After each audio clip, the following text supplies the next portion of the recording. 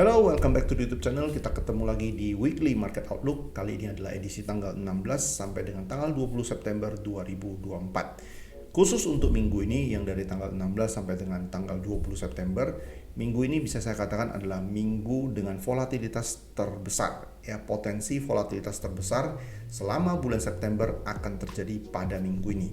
Nah, untuk itu saya akan mulai pembahasan untuk edisi kali ini dimulai dari Forex Factory terlebih dahulu atau ekonomi kalender. Mengapa saya katakan volatilitas terbesar akan terjadi pada minggu ini? Kita bisa lihat nanti pada hari Selasa itu sudah ada news dari Canadian dollar ya. Kemudian ada retail sales dari US 730.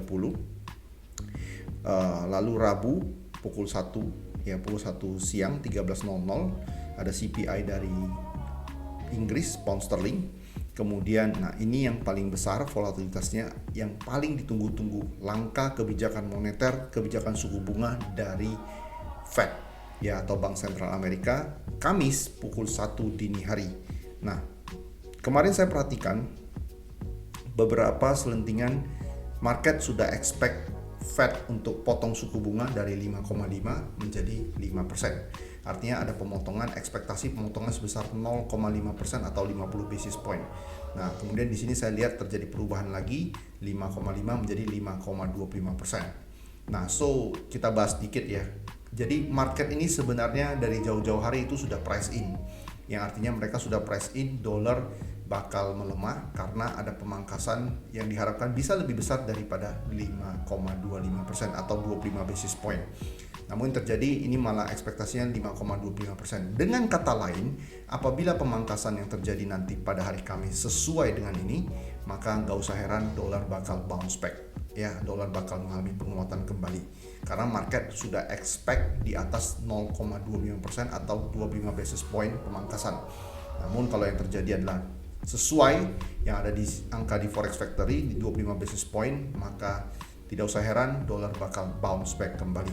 Kemudian di sini kita bisa juga lihat nanti pada hari Kamis ada monetary policy dari Inggris dan sekaligus official bank rate-nya, di mana diharapkan ya Bank of England pemangkasan suku bunga tidak terjadi alias suku bunga stay di 5%. Kemudian pada hari Jumat ya dari Bank of Japan, oke, di sini ada monetary policy statement dan BOJ policy rate, di mana diharapkan suku bunga tetap stay di 0,25%. Nah, khusus untuk edisi kali ini saya akan banyak membahas ya tentang currency yen, oke, karena di sini saya bisa melihat kecenderungan kedepannya adalah akan terjadi penguatan yen.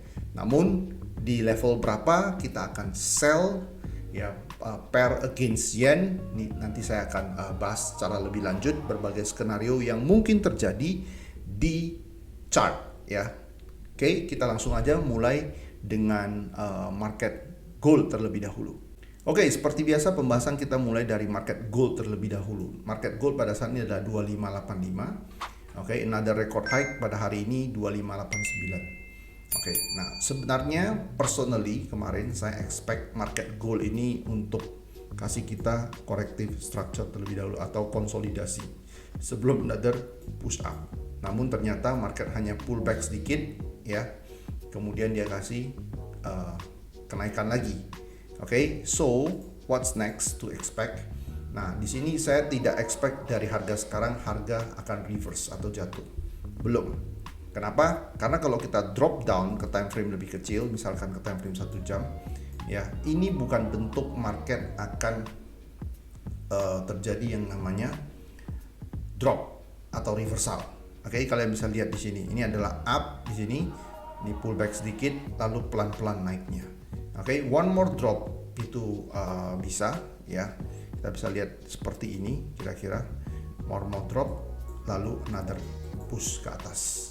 Oke, nah tidak usah heran ya, kalau personally saya lihat tidak usah heran untuk minggu ini saya expect market di sekitar 2600 ya, atau sedikit di atasnya atau beberapa pips di bawahnya. Jadi di antara zona ini.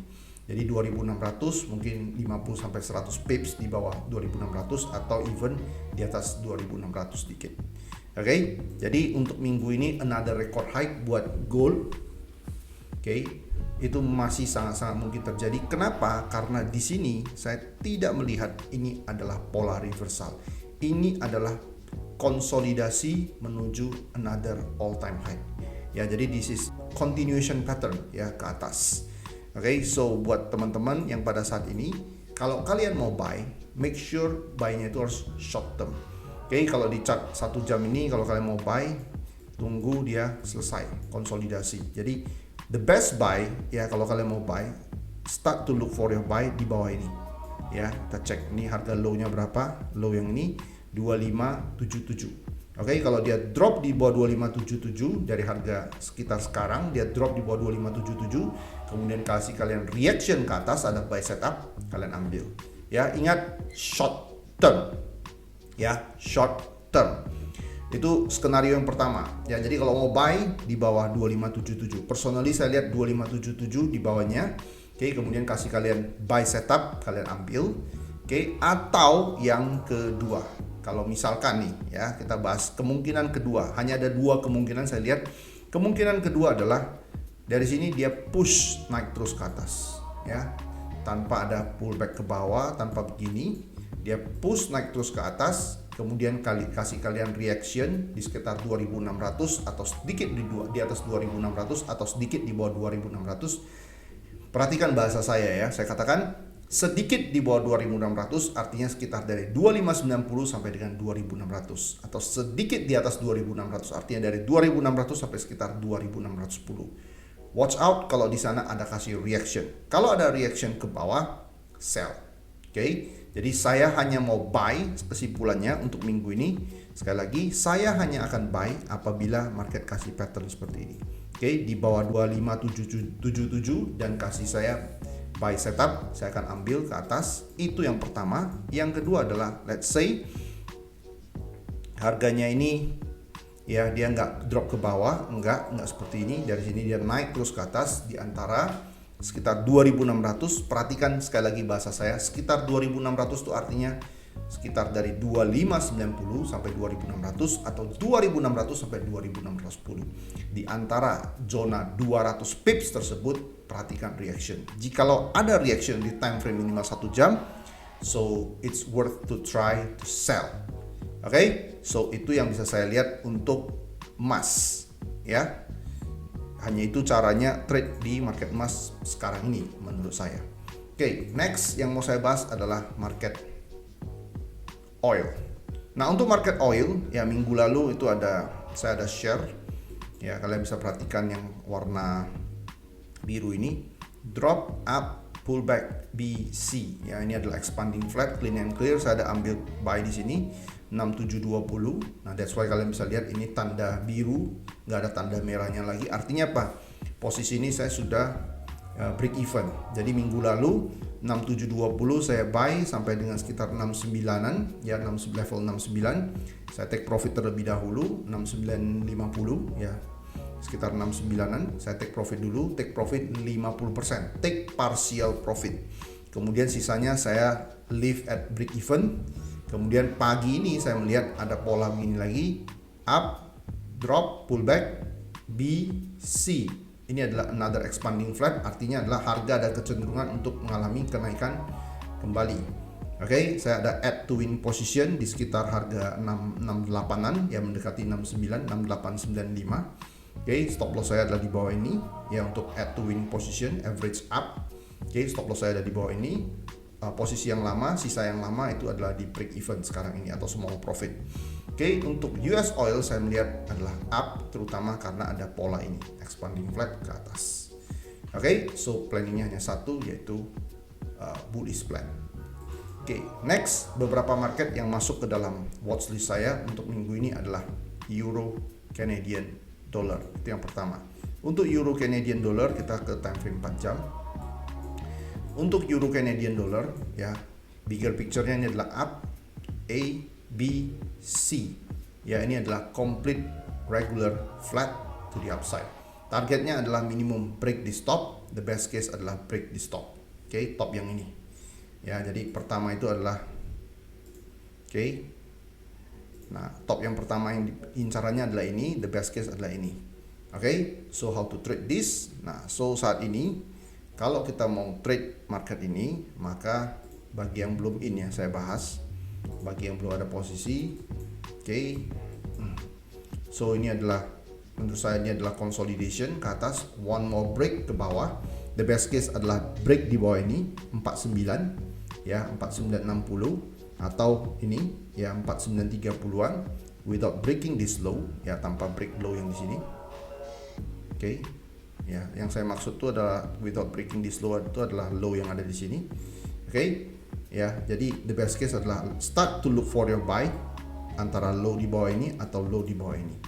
Kalau tidak ada, kalian bisa juga lihat kalau di sini terjadi consolidation. Jadi market nggak harus break low yang di sini lagi. Jadi kalau terjadi consolidation di sini without breaking this low itu juga nggak apa-apa. Kalau asalkan ada complete correction di sini, we are good to go to the upside. So jadi untuk Euro Canadian Dollar planningnya adalah planning buy setelah consolidation. Oke, next yang saya mau bahas juga adalah Euro Swiss. Nah, Euro Swiss di sini saya ada gambar dan saya ada share pagi-pagi tadi, ya. Jadi, oke, kita lihat ya. Di sini ada reaction ke bawah, ya. Jadi kita bahas dulu planning yang buy, ya. Planning yang buy. Untuk planning yang buy, oke, ini saya hapus saja biar kalian nggak bingung. Oke, perhatikan dulu warna kuning, ya, warna kuning ini. Jadi ini adalah impulse A, B, C. Ini adalah running flat. Targetnya adalah minimum to break this low. The best case break this low. Oke, itu untuk Euro Swiss. Oke, jadi saya hanya akan mau buy setelah terjadi drop. Ya, targetnya adalah minimum break this low. The best case break this low. Itu yang pertama. Nah, permasalahannya kalau kita belum sell, gimana? Kalau kita belum sell, biarin aja. Oke? Karena kenapa saya katakan biarin aja? Kenapa nggak dikejar? Karena ini up, drop. Nah, kalian bisa lihat sekarang yang berikutnya adalah warna kuning yang putus-putus yang ini. Ini saya tandai begini kenapa? Artinya adalah kalau market wave C-nya ini mau extend ke atas begini, jadinya begini, baru dia drop. Ini juga possible. Jadi intinya buat teman-teman yang belum sell di sini, oke, yang belum ada sell di sini, ya. Jadi sekali lagi, kalau yang belum sell, tunggu market break di stop, kemudian kasih reaction. Ini akan jadi expanding flat. Kalau dia jadi expanding flat, risk reward kita akan jauh lebih bagus. Itu skenario pertama yang sell. Bagaimana dengan buy? Nah, let's say benar dari sini either dia break ke bawah atau dia naik lagi baru dia break ke bawah, ya, antara zona di bawah ini atau the best case zona di bawah ini, ya. Karena kenapa? Kalau itu yang terjadi, maka ya strukturnya akan menjadi begini. Ini saya hapus saja. Oke, ini skenario yang buy ya. Strukturnya dia akan berubah menjadi begini. Impulse A, ya, ini jadi B, lalu ini jadi C. Oke, begini, and then we expect market to go up, to break ya di stop. Oke. Jadi untuk Euro Swiss planningnya bisa sell, bisa buy. Sell itu kalau misalkan kalian belum sell, expect market naik dulu, break di stop, kemudian kasih reaction baru sell. Yang kedua adalah kita baru start look for buy apabila harga di bawah ini, the best case di bawah ini, dan kasih reaction ke atas. Itu yang saya lihat untuk Euro Swiss. Next market yang saya mau bahas duluan itu adalah USD against Yen. Nah, untuk USD against Yen, oke, karena minggu ini ada berita Bank of Japan, jadi saya expect market ini akan bergerak jauh lebih volatile dibandingkan biasanya. Oke, structure yang saya lihat adalah ini. Impulse, jadi yang ini ya, yang dari sini ya, kalian bisa perhatikan. Impulse A, lalu ini adalah B. So setelah ini ya, antara B-nya ini extend lagi ke bawah sebelum up, lalu baru down, ya, atau dia perlahan-lahan turun terus ke bawah. Oke, so what to do? Ya, kita mau ngapain kalau kayak gini? Ya, kalau udah begini, maka saya akan look for sell. Oke, bukan di harga sekarang, ya, bukan di harga sekarang lagi, tapi setelah ada ini. Oke, the best case adalah market break di bawah, di atas ini kembali. Kalau ini yang terjadi, maka polanya jadi begini kan. Maka di sini saya tandai warna biru yang putus-putus, artinya ini adalah potensial untuk wave C Ya either dia di bawah ini atau di atas ini, lalu baru dia break lagi. Targetnya ke depannya adalah 139 sampai dengan 138. Saya punya posisi sell dari 150 yang saya hold, oke. Dimana saya akan settle di bawah 139, ya itu artinya kita hold 1000-an pips ke bawah, oke. Nah, ada kemungkinan saya akan add to winning position. Nah, bagaimana cara saya add to winning position? Kan udah turun banyak, gimana caranya? Jadi kalau saya baru akan add to winning position, ini kan dia udah drop nih. Ini adalah wave B. Jadi ini adalah impulse A, ini dia drop ke bawah, wave B. Nah, kalau dia naik either sebagai running flat, kalau dia running flat itu artinya begini, ya. Artinya harga kenaikan wave C ini dia kasih reaksi ke bawah lagi, tidak di atas ini. Itu adalah potensial C. Atau dia bisa break di atas ini, maka dia jadi expanding flat. Kalau expanding flat, ya kita bisa add, ataupun running flat kita bisa add winning position. Targetnya adalah apa? Targetnya adalah ke 138. Kalian bayangkan kalau dia naik dari sini, let's say dia break di stop, oke, topnya ini berapa? Topnya ini adalah 142. 142 atau 143 ke 138 itu adalah jaraknya 400 sampai 500 pips. Oke, still good. Ini ya, good risk and reward. Oke, jadi untuk USD Yen minggu ini saya akan tertarik untuk sell kapan? Ketika harganya naik ke atas. Nah, sampai dengan hari Jumat, apabila marketnya keep crawling to the downside, kalau dia turun terus perlahan-lahan ke bawah, maka kemungkinan hari Jumat Bank of Japan newsnya akan buat ini terangkat naik. Oke, setelah terangkat naik, break above the stop 14255, kemudian kasih reaction ke bawah, saya akan kembali look for sell. Tapi kalau misalkan sebelum hari Jumat harganya ini, memang sekarang ini lagi per video ini dibuat ya, harganya ini masih merangkak ke bawah. Oke, let's say nanti di London session atau besok ya harganya tidak hit 138, malah dia cenderung naik kembali ke atas. Jadi intinya dari sekarang sampai dengan hari Jumat, apabila harganya belum hit 138 namun sudah perlahan-lahan kembali naik ke atas, it means ya pair ini mau bentuk wave, ya wave C, ya karena ini adalah A, B, C, and then we will have another drop. Oke, 138 itu bakal kemungkinan besar bakal ketemu ya, atau bakal disentuh. Oke, tetapi dari mana? Oke, saya pribadi expect dia ada naik dulu sekali lagi, and then we have another drop to hit 138. Oke, ya itu yang bisa saya lihat untuk USD Yen. Oke, next yang mau kita bahas adalah GBP Yen. Nah, GBP Yen ini kurang lebih sama. Oke, ya, jadi ini kurang lebih sama. Kalian pilih salah satu antara GBP Yen atau USD Yen. Oke, intinya adalah kalau market crawling to the downside sebelum hari Jumat, keep breaking the low, ya, maka kemungkinan besar Bank of Japan akan buat harga ini naik. Setelah harganya naik, break di stop, take liquidity di atas stop ini, maka kita akan start look for sell. Oke, ya. Jadi minimum ini, ya. And then we start to look for sell. Kalau dari sekarang sampai dengan sebelum news BOJ harganya keep crawling to the downside. Apabila dari sekarang misalkan harganya crawling to the downside and then stop up, and then Bank of Japan dari sekarang ya sebelum hari Jumat harganya udah up, maka Bank of Japan akan buat harganya kembali drop.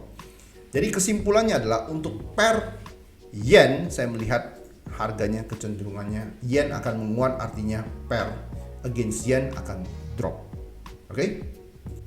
Oke, next thing yang saya lihat yang ada peluang adalah Bitcoin.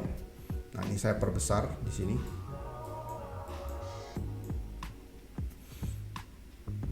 Oke, nah kalian bisa lihat ya di sini. Nah, ini yang saya lihat complete regular flat, ya, complete regular flat ke bawah. Ya, ini ke bawah kan, harganya ke bawah. Oke. Impulse A, B, C. Oke. Nah, I start to look for buy. Kenapa? Karena ini adalah complete regular flat. Jadi yang kita kurang pada saat ini adalah reaction. Oke, reaction. Ya, kita bisa ke time frame bigger picture atau gambaran lebih besar. Di time frame 4 jam kalian bisa lihat ini adalah complete regular flat. Impulse A, B, C. Ya, ini dia udah masuk ke area apa? Ke area order block. Ya, ini area order block yang saya maksud. Oke, yang ini.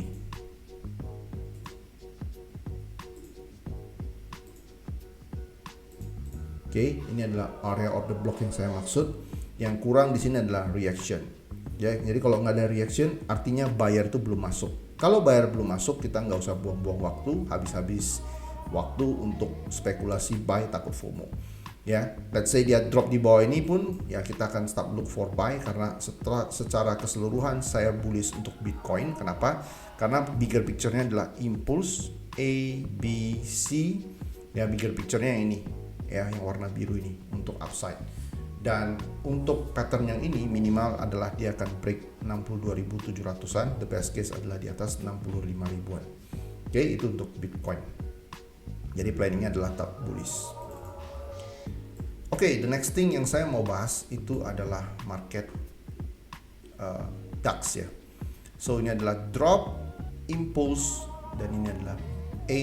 So ini adalah the first part of the consolidation A, dan dia akan naiknya pelan-pelan. The best case kalau dia bisa break di atas ini, we start to look for sell for temporarily. Artinya apa? Artinya adalah yang saya katakan ini adalah impulse A.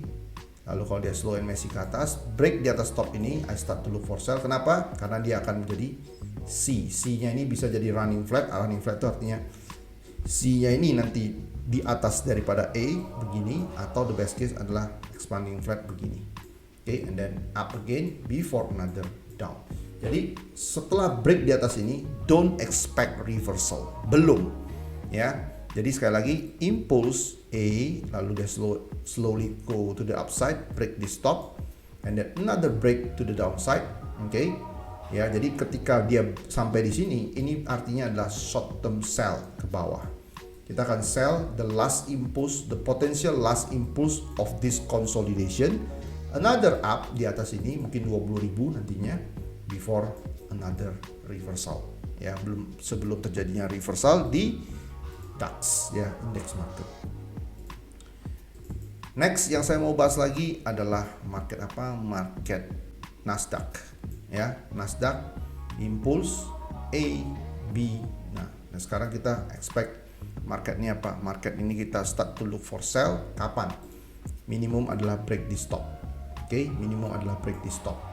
Oke, kalaupun market naik terus break di stop gimana? Kalau break di stop lagi kita akan look for sell. Kenapa? Karena itu akan jadi another all time high, dan saya percaya di atas 20.000 akan ada kemungkinan besar reaction menjadi reversal. Karena kenapa? Di sini udah ada impulse, ini adalah pullback, ini adalah slow and messy ke bawah. We have another impulse di upside, kemungkinan jadi begini, and then we have another drop later. Oke, untuk Nasdaq ya, start to look for sell after breaking this top. Oke, kalau kalian mau buy gimana? Kalau kalian mau buy, kalian turun ke time frame lebih kecil ya, kalian turun ke time frame lebih kecil. Let's check it out.